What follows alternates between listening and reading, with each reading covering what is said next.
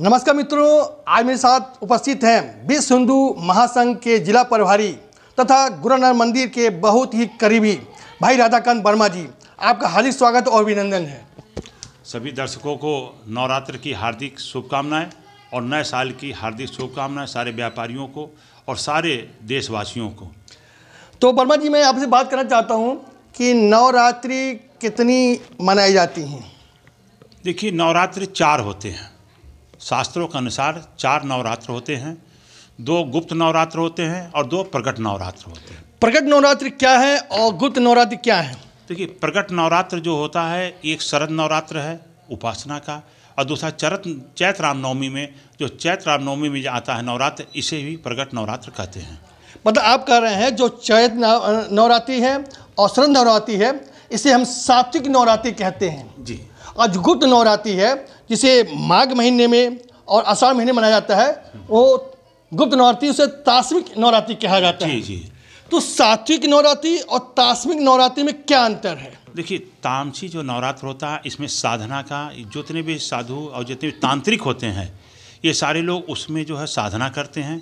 जैसे कि कामाख्या देवी में इस साधना का बहुत महत्व होता है और जितने भी तांत्रिक पूरी दुनिया से वहाँ पर पहुँचते हैं, इसलिए उसको तांत्रिक नवरात्र के ही रूप में मनाया जाता है। और शायद इस दौरान महाकाली और महाकाल का पूजा पाठ भी होता है। जी, उसी समय महाकाली और महाकाल का पूजा बड़े ही ज़बरदस्त रूप से होता है और देश दुनिया से लोग यहाँ पर पहुँचते हैं। हाँ, तांत्रिकों को जमावड़ा लगता है। इस सात्विक नवरात्रि में क्या होता है और कैसे मनाया जाता है? देखिए, सात्विक नवरात्र एकदम समझ लीजिए कि शांत विचारधारा है। जैसे बहुत ही साफ़ सुथरा, अपने में साफ़ सुथरा, परिवार में, घर में, समाज में, ये सब साफ़ सुथरा करके ही इस सफाई के रूप में ही इसे मनाया जाता है, जिसे प्रगट नवरात्र कहते हैं।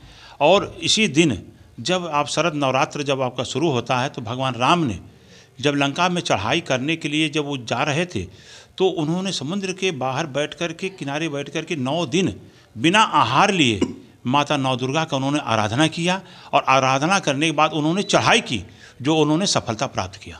धन्यवाद वर्मा जी। ये थे वर्मा जी ने बहुत बेबाकी से बात को रखा कि नवरात्रि 4 होती हैं, एक शरद नवरात्रि और जो चैत्र नवरात्रि होती है। इसका प्रमुख जनता में पकड़ हम लोग जानकारी रखते हैं। इसको सात्विक नवरात्रि भी कहते हैं। इसमें साफ सफाई का, खान पान का, रहन सहन का बहुत ध्यान दिया जाता है और बहुत सफाई से पूजा पाठ किया जाता है। ये दूसरी जो तामसिक नवरात्रि है, जो माघ महीने और आषाढ़ महीने मनाई जाती है, वो केवल तांत्रिकों के लिए होती है,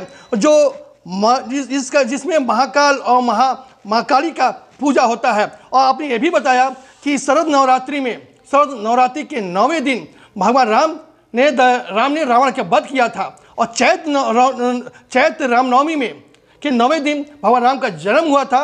और जब उन्होंने जन्म हुआ था और आगे बढ़ करके उन्होंने शरद नवरात्रि में पूजा पाठ कर करके, सेतु पे पूजा पाठ कर करके लंका पर चढ़ाई की थी और विजय प्राप्त किया था। धन्यवाद। मैं रमस्थाना गोरखपुर से।